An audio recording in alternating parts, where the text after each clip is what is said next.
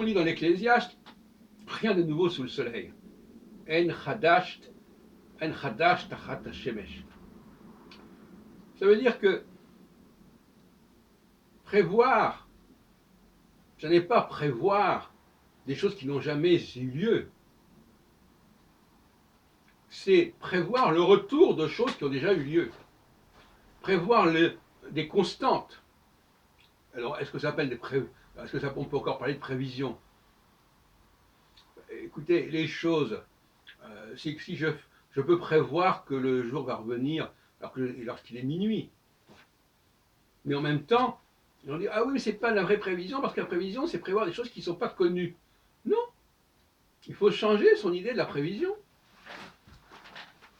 Si je prévois quelque chose qui a déjà eu lieu, c'est quand même une prévision. Parce qu'il faut que j'ai le mérite de dire que ça va encore avoir eu lieu, que ça va revenir. Et ça, c'est pas toujours évident. Donc, l'astrologie n'est pas là pour prévoir au sens populaire du terme.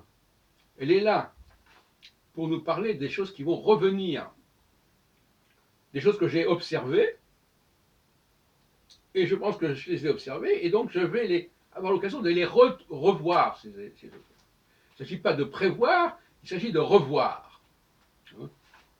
Revoir les choses revenir. C'est ça la pensée astrologique. Alors vous me direz, ah oui, mais alors souvent les astrologues, oui, à quoi ils servent? Alors ça c'est un autre problème. Le rôle des astrologues. Les astrologues, ils ont intérêt, d'une certaine manière, à ce que ce soit compliqué, à ce que les choses soient nouvelles, parce qu'à ce moment-là, des gens viennent les voir, etc. C'est vrai que la complication, c'est bon pour le commerce. Par exemple, nous, à une époque, dans les lieux où je vous parle, on donnait des cours d'astrologie. Parce qu'il n'y avait pas d'éphéméride, il n'y avait pas d'ordinateur, etc. Donc les gens venaient pour apprendre à utiliser l'éphéméride, apprendre à utiliser les tables de maison, à apprendre à utiliser les régimes horaires. Quand tout ça, ça a été mis sur ordinateur, eh ben, le commerce de l'enseignement astrologique, il a décliné. Voilà. Donc, la complexité, c'est bon pour le commerce. Et plus on simplifie les choses, plus le commerce, il décline. Il faut le savoir. Hein. Il faut le savoir. Je ne parle même pas de l'ordinateur, d'informatique, Internet, qui également fait qu'on peut avoir gratuitement des enseignements sans aller payer pour écouter un maître, etc. C'est un fait. Mais en revanche, ce qui est clair, c'est que l'astrologie y gagne parce que, finalement, elle est invitée à la simplicité. Puisqu'il n'y a aucun intérêt, la complexité, c'est pas intéressant, puisque la complexité, elle est gérée par l'ordinateur, par l'informatique. Donc, c'est pas intéressant d'aller dans la complexité. Monsieur Eke, Roger Eke, lui, il est pour la complexité parce que son astrologie est très compliquée. Bon, donc ça permet de gagner de l'argent.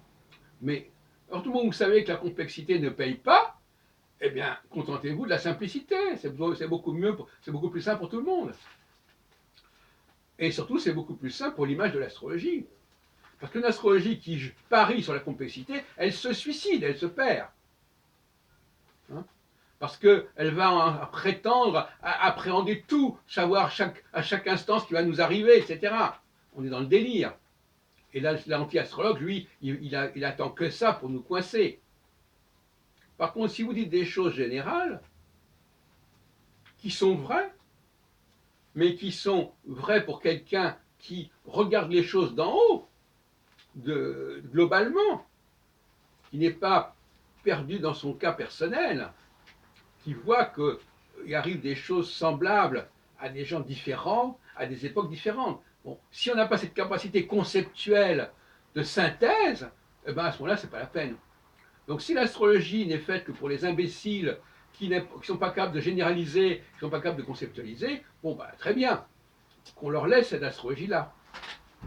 L'astrologie hyper sophistiquée en termes de kaléidoscope.